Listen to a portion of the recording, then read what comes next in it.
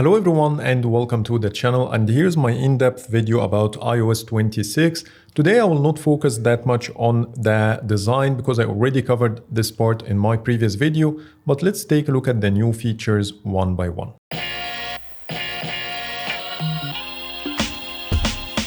Before starting, if you like any of the wallpapers you see in this video, they are now available for sale on Patreon, and I will leave the link in the description below if you are interested. You will get more than 80 wallpapers that you can choose from, and they look great on iOS 26. Plus, I will try to show you some of them while filming this video to give you an idea about what you're gonna get. And now let's take a look at the new features. Let's start with the lock screen, and I already covered this part in my previous video, so you can skip to the next chapter if you did go through it already. Now let's talk about the new changes here. The first one is the widgets area is now shifted towards the bottom, and we got the new liquid glass design that makes everything on the screen more transparent. Here's how the control center looks. As you see, it's much more transparent in comparison, and it has this glass effect that makes it look really nice, but at the same time, the transparency is a bit too much, which makes the control center very distracting. As you see here, things are overlapping on top of each other. I recommend if Apple can make it a little bit more opaque. Then we have the notifications. When you swipe up, you will see the notifications getting the same new liquid design, and the clock adapts when you swipe up or down until it disappears completely. So let's talk about how you can edit your lock screen and the new features added in this area. Starting with the top placeholder, nothing new here, the same exact widgets we have, but we got this transparent floating card as you see here, and it's a little bit more bouncy when you scroll up or down. Then we have the clock. Once you choose the default font, it will give you this handle at the bottom right corner so you can adjust the size. This is the biggest size you can get, and then you can make it smaller. And as I showed you earlier, when you interact with the home screen, the clock becomes smaller or bigger to show more content on the screen. But once you change the font to anything else, the handle will disappear and get back to the same default size. So you can see over here. Then we have a slider for the font weight, and it got this new bubbly animation when you move it left and right. Then we have the colors as usual, but what's new here is the new glass or solid options. So you can make it liquid glass or make it solid, and this is how it looks. This is the difference between the two. So it adapts based on the wallpaper colors, and you get the same for all the clocks, not only the default one. And I think Apple added more languages to the clock, and here's the full list if you want to check it out. Then we have the new spatial effect or 3D effect that makes the wallpaper look like a 3D object that you can activate or deactivate using this button like this. And then we have the same usual depth effect and extend wallpaper, but I did notice that the depth effect doesn't work perfectly with this build because it's a very early version and it has a lot of bugs. Even when I try another photo, let's say I want to pick a photo from my favorites, as you see, the colors at the bottom look weird, and sometimes it put the clock behind the subject, sometimes it doesn't, so it's a little bit buggy. So let me try to pinch like this and then tap on done. And this is how it looks with the spatial effect. So it looks really, really nice, but as you see, it has some UI issues here at the widgets. So that's it when it comes to the lock screen. Now let's talk about the home screen. And the first thing you will notice here is the liquid glass effect in the dock, the search chip, and this is how it looks when you open the folders. Then we have the app library, also got the same redesign. And when you tilt the phone, as you see, the wallpaper doesn't move like the lock screen, but at the same time, the icons are making some sort of light reflection here. So any dark icon will give you an idea about this new effect. It will not be as visible on camera like on real life, but I can certainly see it when I look around the edges. I see some light reflections when I move the phone, unlike the wallpaper that remains static. Also, when you pull down the notification shade, you will see the same behavior. So it looks like a sheet of glass moving over the icons with light reflections around the edge to mimic real glass. And once you swipe down and remove your finger, you will see the home screen icons will animate in a new way like this. But sometimes it's buggy, as you see. So let's move it down one more time. So this is the new animation when you pull down the notifications shade. Now let's talk about the new styling options in the home screen.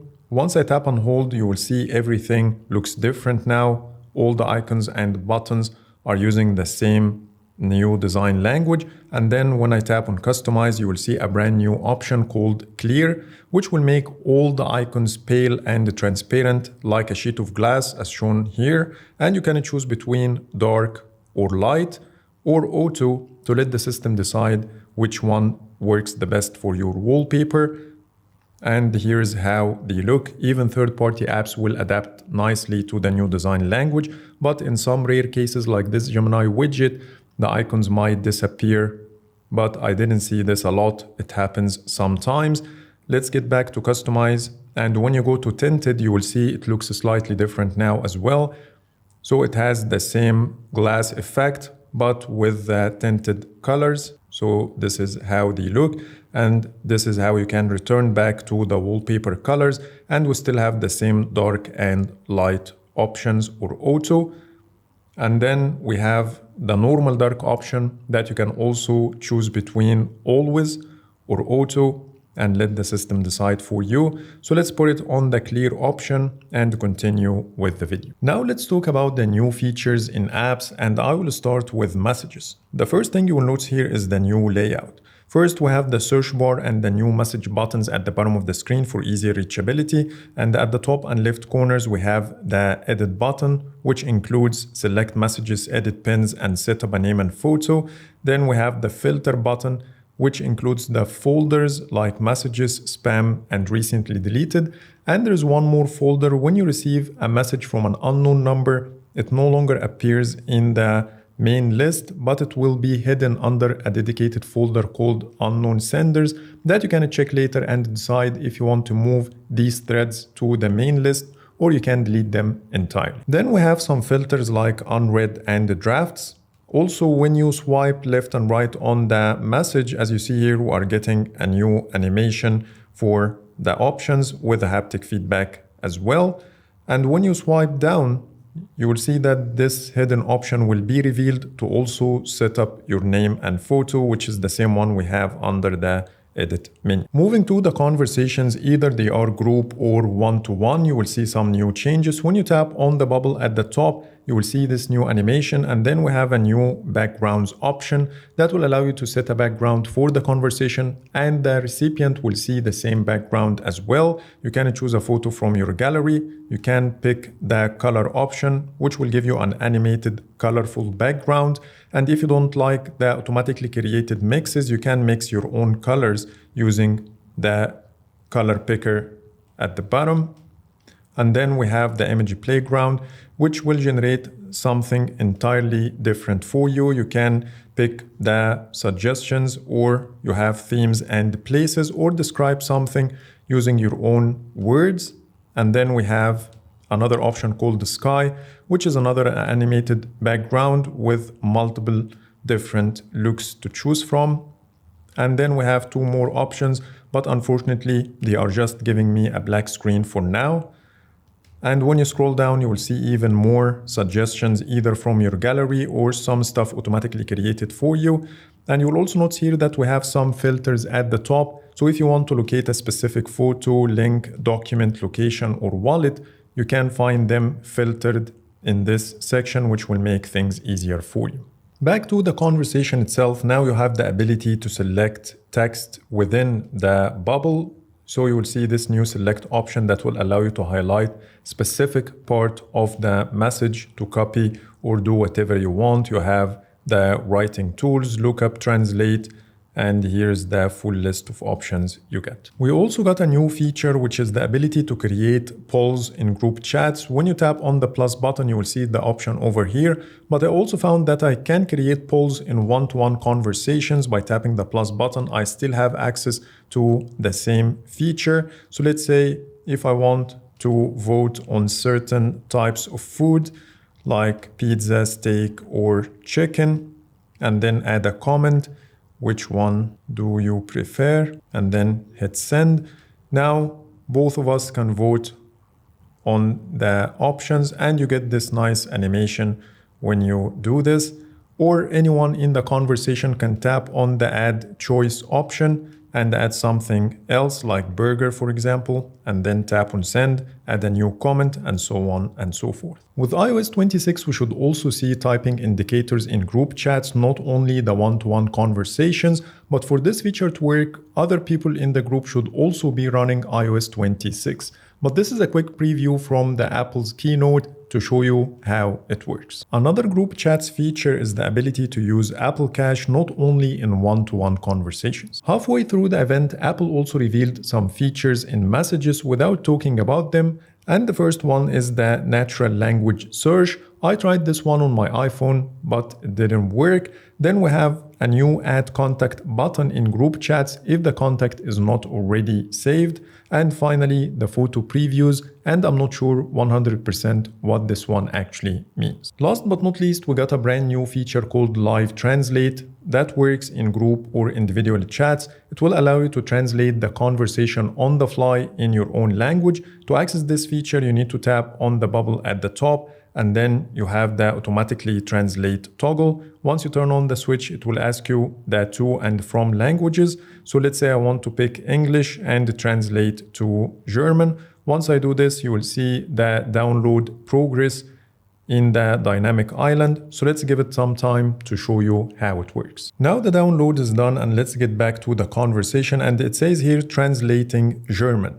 So as you see, when I tap on it, I can translate German and English or English only. And when I start typing anything, as you see, it will translate my typing real time, showing the English and German text. And when I tap on send, it will show both. When I receive any reply in German language, it will be automatically translated the same way. So that's it when it comes to messages. Now let's talk about the camera, and it's only a visual change with one new feature that I'm going to show you later. The first thing you will notice here is all the tabs at the bottom are now hidden, and you can only see the video and photo tabs. But once you start scrolling, you will see this brand new animation and the haptic feedback you get when you scroll through the options. And here at the top left corner, you will see this new button that you can tap and adjust some settings like the format, resolution, and the frame rate. And under photo, you can adjust the format and resolution. Then we have a grid button here at the top right corner that will reveal the rest of the options in a floating card with the glass design. From here, you can access the flash, live, timer, exposure, style, and aspect ratio. When you go to styles, this is the new design of iOS 26. It works exactly the same, no new features, but it has a different design. So let's go back to the main page. And here you have a toggle at the top right corner to activate or deactivate the flash. And when the night mode is active, you can also toggle it on or off. And as you see, it got a brand new icon.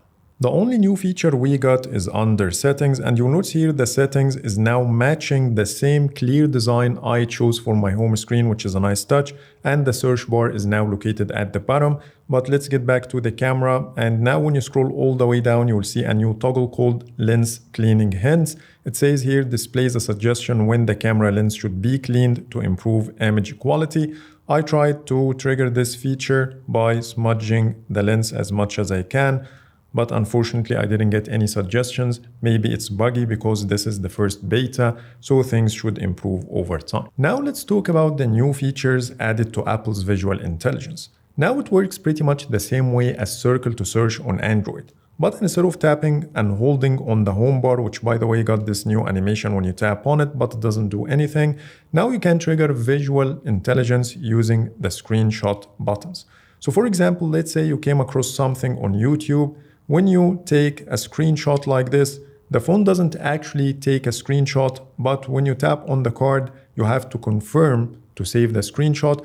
But you can also use the visual intelligence here by drawing a circle around the thing you are searching for, and then it will trigger Google Lens to show you the results. And as per the event, you can also get results from third-party apps like Pinterest, but unfortunately, it didn't work for me. I tried all the apps mentioned in the event and I couldn't get this feature to work. Maybe it's still under development. And the other thing you can do here is to tap on image search or ask ChatGPT about the same screenshot. One more cool trick about this feature is when it detects anything that has a date, it will give you a suggestion to add this to your calendar. So when I tap on it, as you see here, it says add to calendar. And once I do this, it will show a floating card at the bottom of the screen, putting the details as you see here, and I can immediately create the event, which is a really nice touch. Now let's talk about the new changes in Apple Photos, and as expected, the first change is the brand new design and layout.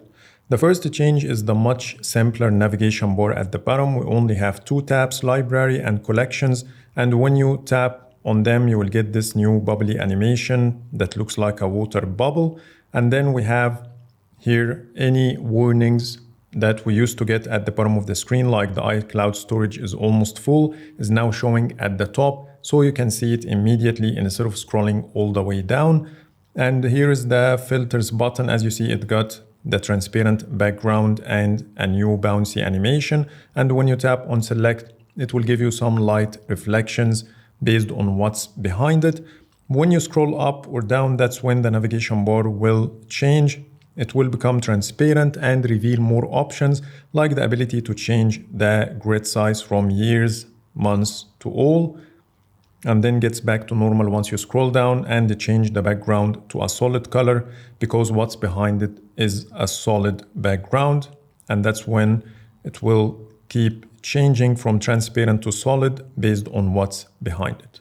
Plus, now you have the ability to convert any photo into a 3D photo. So for example, when I open this one, you will see a chip here at the top right corner. When I tap on it, it will say spatial scene. It will animate for a while and then apply the 3D effect. But as you see, it doesn't look great with this photo, but this one looks amazing. So as you see here, this one looks much better, and I think it will look great on the lock screen.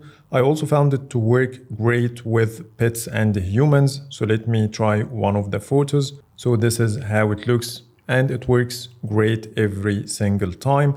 But keep in mind, when you quit the photo and then open it again, it will get back to normal until you tap on the chip to activate it.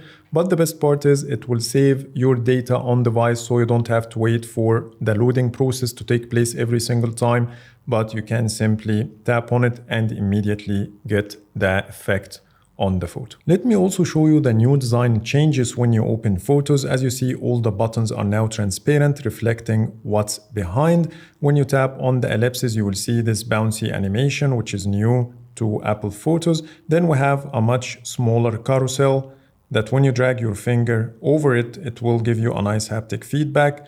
And here is how the share sheet animates when you tap on it. As you see, the share sheet itself also looks much better when compared to iOS 18. And I do really like this animation, by the way. Maybe it's a little bit buggy at the end, but overall I like the idea.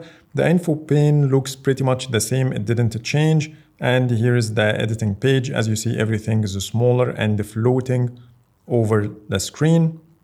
Let's tap on cancel. And when you tap on the delete button, this is the redesigned floating card. It will give you a hint that the deleted photos will stay for 30 days before permanently deleting them from your phone. So it looks really nice. And overall, I'm happy with the new design of Apple Photos. Moving to the Collections tab, the first thing you will notice here is the smaller card for the type to create a memory feature instead of filling the entire width of the screen like before. And when you tap on the text box, it will take you to a full screen view. And as you see, it's animating in different colors. And let's say I want to pick one of the suggestions. You will see also a slightly different animation here. It has more colors when compared to the one in iOS 18. And once it finishes, you will see here we have transparent buttons all over the place. And this is how it looks when you go to the grid view, and also when you try to change the photos. So it looks better than iOS 18 for sure. Now let's take a look at the rest of the collections page. As you see, now you can expand or collapse any of these sections like this. Then we have the pinned albums, people, featured photos, shared albums, recent days, trips, media types, utilities, and finally, wallpaper suggestions. When you tap on the ellipses, you will see more options as well. You can collapse everything, and this is how it looks. You can show all. Then you have the ability to change the grid size. This one will make the memories bigger than the rest of the options. This one will make all of them the same size. And this one is slightly bigger. So this is a new option to iOS 26, I believe. And now let's talk about what's new under search. First, we have the search suggestions at the top, the search bar. You can use your voice, nothing new here. But let me show you one more feature. Apple now includes the relevant video thumbnails in the search results. So for example, when I type my name, if it found my face in any of the video thumbnails, it will be included in the search results. And as you see here, I'm getting multiple videos that include my face. And here at the top, you can check the photos or the collections. And as you see, everything got redesigned and looks more modern. And the last feature I'm going to show you in this chapter is located under the profile menu. When you scroll all the way down, you will find a new toggle called Show Holiday Events. The description says allow recent holiday events for your home country or region to automatically appear on this device. Unfortunately, the description doesn't explain exactly what it means, but let's wait and see. So that's it when it comes to photos. Now let's talk about Apple Music. And the first change is the new Auto Mix feature, and this is the initial screen you get after installing iOS 26. The description says, like a DJ, Auto Mix knows when to seamlessly transition one song into the next. Find it in your player with shuffle, repeat, and autoplay. And let's tap on OK and see how it works on action. To locate the Auto Mix feature, head over to the Now Playing screen and then tap on the menu button, and you will see a toggle over here that you can turn on or off. I wish I could show you how it works on camera, but because of the copyrights, I won't be able to. But let me explain how it works in a nutshell. When the song is about to end, around 10 or 15 seconds remaining, it will mix the upcoming one with it to give you a DJ-like transition between tracks. And the lyrics got two new features, which is the ability to check the translation and the pronunciation of words. So if the language is supported, in this case I'm playing a Korean song, you will see here that I have a new button popping on the screen. One to hide the pronunciation and the other is to hide the translation, or you can activate both at the same time. Unfortunately, Apple didn't share the list of supported languages, but I tried it with Arabic and French, and it didn't work for both. And the fourth change is under the lyrics page. You will find this new karaoke button that will allow you to adjust the volume of the artist. So if you want to make a karaoke night, you can mute the artist completely or adjust the volume to your preference. Plus, when you play a song on Apple TV, you can use your iPhone as a mic and your voice will be amplified on the TV. You will get quick controls to adjust the vocals and mic reverb. Additionally, your friends can join from their iPhones the same way and react using emojis. And the last feature I'm gonna show you in this chapter is called Music Pins. Now you can pin any of these categories to your music library, so let me show you how it works. First, you need to add the playlist or the artist to your library like this, and then go there and check the playlists you have. So now I have this one. When I tap and hold on it, now I have the option to pin it. So let me try to do it one more time. When you take a look here, you will see the pin playlist option over here. When I tap on it and then go back to library, I have it front and center. And if I want to pin specific songs, like this one, for example, I can tap on pin song, and here's how it looks. And finally, let me show you how you can pin an artist. And this is the only one that will have a circular design. So when you take a look at the library now, you will see that the artist has a circular design, but anything else looks like a square. Plus, you have the ability to reorder items like this. or tap and hold to unpin from your music pins. The next app we have is Safari, and Apple didn't mention any new features, but they only talked about the new design that will give you an edge-to-edge experience. Once you start scrolling, you will see here that the bar will shrink to give you minimal distractions, and you can tap on it to expand like this, or simply scroll back up and it will automatically expand. As you see, it will also change from solid to transparent based on the background. And this is how it animates when you expand the more menu. And let me also show you the rest of the menus. As you see, they look much better. Next, the clock app.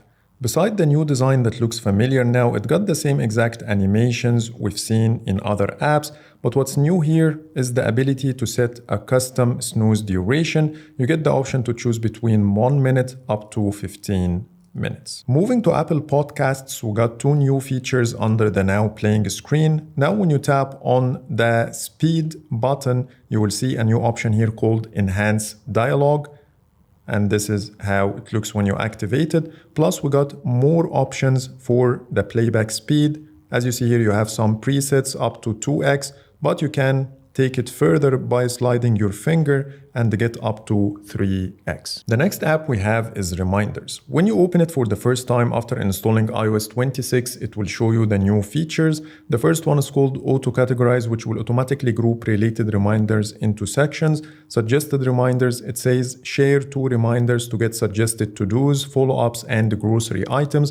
Unfortunately, I couldn't get those 2 features to work for me. Maybe they are still under development, but the third one called Quick Reminders, it says add a reminder on the go from Control Center or the action button on your iPhone. And now when you try to edit the Control Center, you will find a new toggle for creating a new reminder, as you see here. And I already have it in my Control Center. When you tap on it, it will quickly show you a floating card so you can take the action immediately. And you can also assign this control under the action button menu, and the next time you press on the action button, it will give you the same thing. The last new addition is the ability to create reminders from the phone app. When you swipe your recent calls, you will see this new reminder button. Tapping on it will give you 2 presets, or you can tap on Remind Me Later and create a full reminder the way you want. Next, the phone app. And the first change is the new unified layout that you can activate by tapping on this button. Here we have the classic, which we got used to with the previous versions of iOS, and here's the new one. Now you can pin your favorites to the top and you get 5 items per row. Then you will get the recents section that will also show you now your voicemail summaries using AI to be able to see everything under the same page. Tapping on the filters button one more time, we have the ability to filter with the missed calls, voicemail, and we also got the same unknown callers filter, same as Apple Messages. And finally, we have the spam. Then when you tap on edit, you will get the ability to access the name and photo sharing. You can edit your favorites, and in this case, it will allow you to reorder the items and remove any from the list, and then tap on the tick button. And finally, we have the select option for bulk actions. We also got a new option under the share your name and photo menu that you can also access from the edit, but we got a quick shortcut over here. It's called monogram. When you tap on it, it will use your name initials as the avatar, and you can do further edits to it. When you tap on edit and then scroll to monogram, it will give you multiple fonts to choose from with different colors. So let's say I want this one. I can still customize it further. And as you see, I have different fonts. I can change the initials like this. I can adjust the font style and weight. And then we have the font color as well. So you can do a lot here. And once you're happy with the changes, you can tap on the tick button. Under focus, now you have the option to silence phone calls from a specific SIM card. So for example, when I go to the settings of this focus mode and then go to add filter, now you have the ability to filter calls by SIM. So if I have multiple SIM cards, it will give me the option to choose which one to silence and which one to allow phone calls from. On top of this, we got call screening that automatically picks up calls from unknown numbers. Ask the caller about the reason of the call, then show this information on the screen to decide if it's worth picking up or not. Under the phone app settings, you can decide if you want to use the screen incoming calls feature or not by toggling this feature on or off. Then you can also move unknown numbers to the unknown callers list. It says here missed calls and voicemail from unsaved numbers will be silenced and moved to the unknown callers list I showed you earlier. We also got a new toggle here called tap recents to call. When you take a look at the new design, you will see that if you want to call any of these numbers, you have to tap on this button on the far right. But if you want to tap anywhere on the item to start a phone call, you can simply turn on the switch. And in this case, the buttons will disappear. And when you tap anywhere, it will make the phone call. Apple also talked about hold assist that stays on hold on your behalf and let you know when someone picks up the line, so you don't need to stay glued to your phone. Last but not least, with iOS 26, you can translate phone calls in real time. So let me show you how it works. When I start a call and then tap on more, you will see here that I have the live translation and it says in beta. When you tap on live translation, you can pick the from and to languages. As you see here, the full list includes English, French, German, Portuguese, and Spanish. So once you tap or select the language, it will download it locally on your device for translations. I already downloaded the German one, and you will see a download arrow next to the undownloaded ones. Moving to the keyboard, the first change you will see is the curved corners. The background is darker and the space bar is no longer showing the word space, and search got replaced with an icon instead of text. On top of this, when you use dictation, now you can say the spelling of the word. So let me show you an example. E-M-A-D.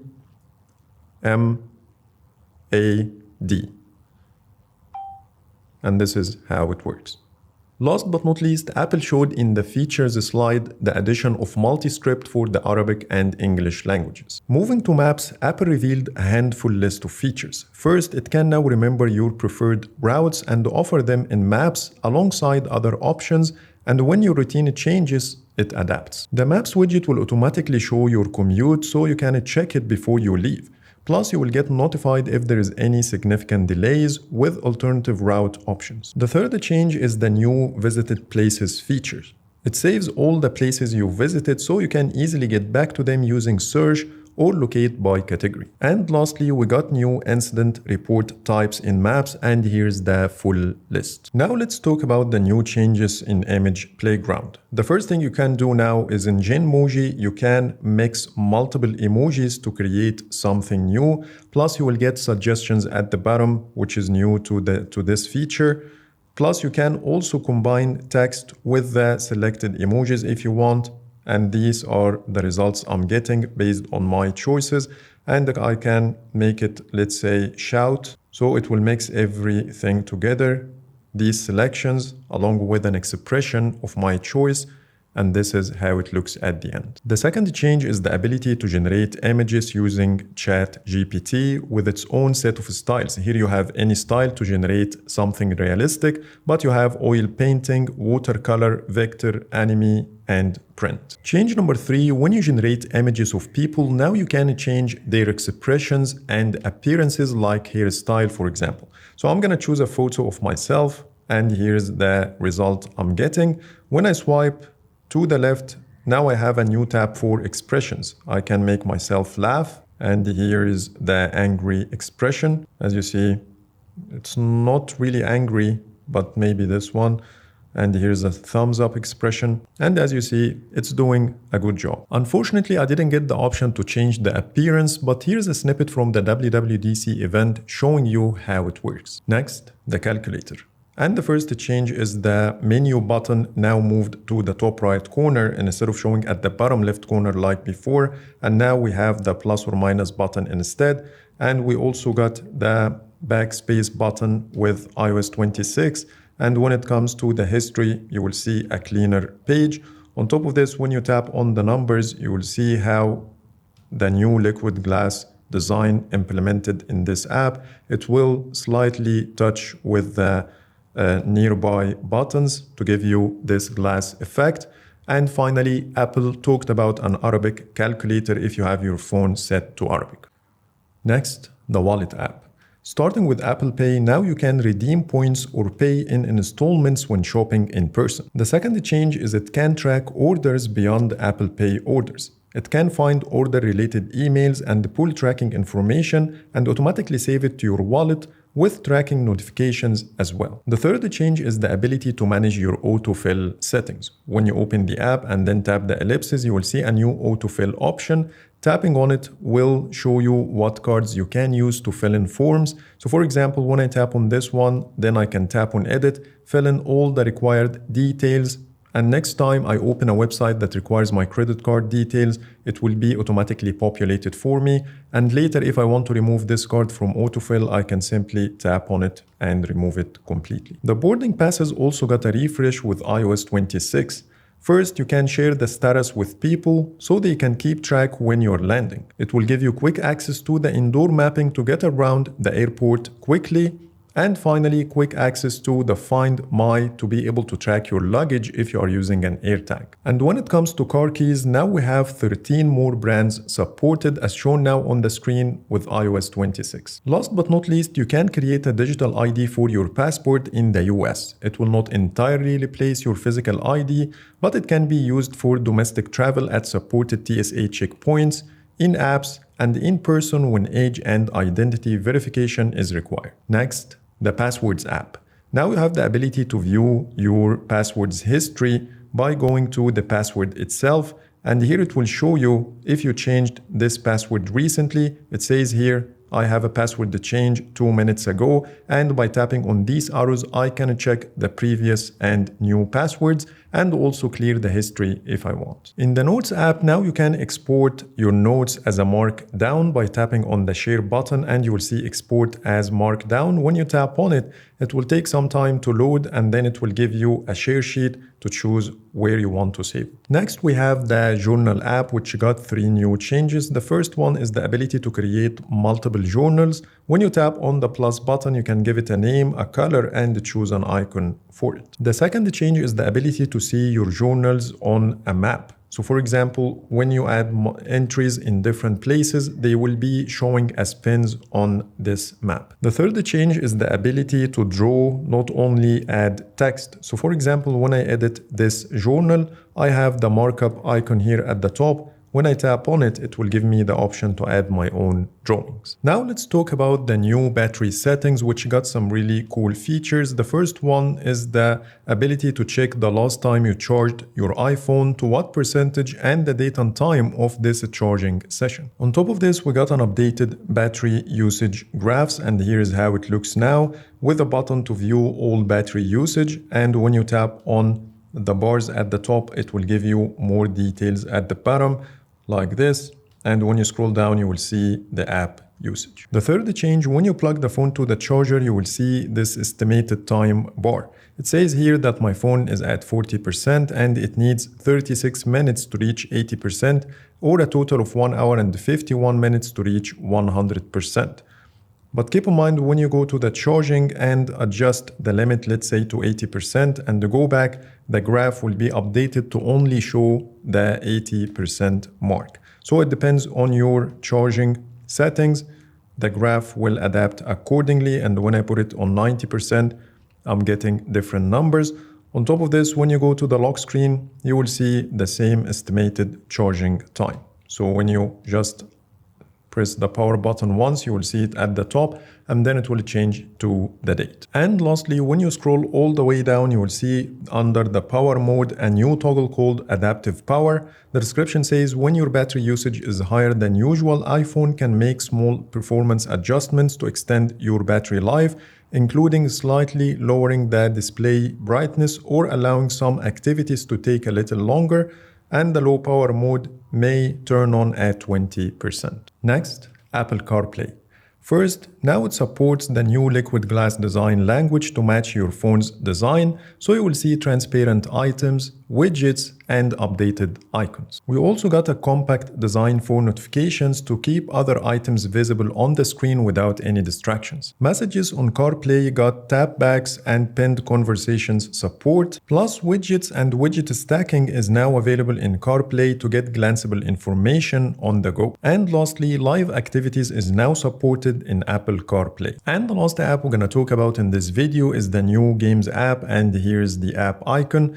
When you go inside, you will see 4 tabs: Home, Arcade, Play Together, and Library. The Home one will include the Continue Playing section, the top played games, and then you have Browse Categories and some other suggestions. Then we have the Arcade tab for Apple Arcade subscribers, and this one will include new updates and new releases, and they are categorized as you see here under multiple different categories. The Play Together tab will include what your friends are playing, their achievements, and you can invite them to play with you. In addition to a new feature called Challenges to compete in a score-based showdowns, and some of the titles that support this feature are Thronefall and Skate City, New York. And lastly, it can work with your connected game controller, so you can easily switch between games without a problem. By this, I showed you all the new features in iOS 26 except for one app, which is FaceTime, because it's restricted where I live and I don't even have access to the app icon.